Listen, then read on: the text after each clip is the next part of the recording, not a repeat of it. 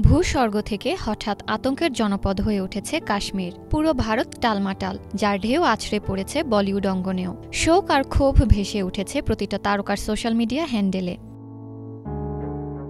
ভারতীয় সংবাদ মাধ্যম ইন্ডিয়ান এক্সপ্রেসের এক প্রতিবেদনে বলা হয়েছে, কাশ্মীর হামলার ঘটনায় বলিউড অভিনেতা শাহরুখ খান, সালমান খান, প্রিয়াঙ্কা চোপড়া, অক্ষয় কুমার, সঞ্জয় দত্ত, অনুপম খের, রবিনা ট্যান্ডন, সোনু সুদ, ভিকি কৌশল, জাহ্নবী কাপুর, সিদ্ধার্থ মালহোত্রা, পরিচালক ও প্রযোজক করণ জোহর শোক প্রকাশ করেছেন। একই সঙ্গে হত্যাকারীদের কঠিন শাস্তির দাবি জানিয়েছেন তারা।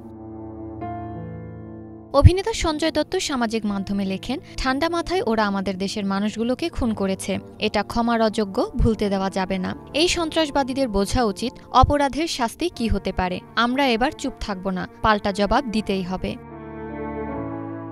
সালমান খান লিখেছেন, কাশ্মীর পৃথিবীর স্বর্গ, যা বর্তমানে নরকে পরিণত হচ্ছে। নিরীহ মানুষদের টার্গেট করা হচ্ছে। নিহতদের পরিবারের প্রতি আমার সমবেদনা। একজন নিরপরাধ ব্যক্তির হত্যা গোটা জাতির হত্যার সমান। অক্ষয় কুমার সামাজিক যোগাযোগ মাধ্যমে এক পোস্টে লিখেছেন, পেহেলগাম ট্যুরিস্টদের ওপর যে ভয়ঙ্কর সন্ত্রাসবাদীদের হামলা ঘটল তাতে সবাই আতঙ্কিত। কিভাবে এই নির্দোষ মানুষগুলোকে মারল, নিহতদের পরিবারের জন্য প্রার্থনা রইল।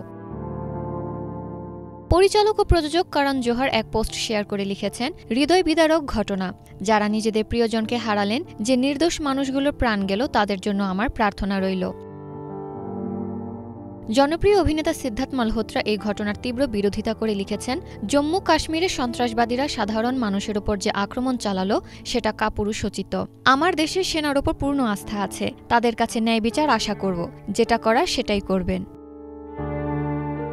বলিউড বাদশাহ শাহরুখ খান তার এক্স অ্যাকাউন্টে লিখেছেন, পেহেলগামে যে অমানবিক ঘটনা ঘটেছে তাতে শোক প্রকাশের কোনো ভাষা নেই। এই সময়ে শুধু ঈশ্বরের কাছে ক্ষতিগ্রস্ত পরিবারের জন্য প্রার্থনা করা ছাড়া আর কোনো কিছুই করার থাকে না। আমার গভীর সমবেদনা রইল পরিবারগুলোর জন্য। আমরা যেন ঐক্যবদ্ধ হয়ে এই জঘন্য অপরাধের বিরুদ্ধে লড়াই করতে পারি এবং দ্রুত ন্যায় বিচার পাই।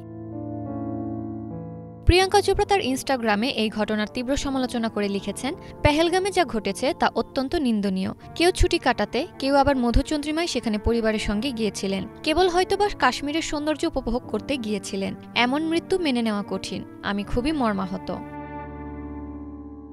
Banglavision news desk.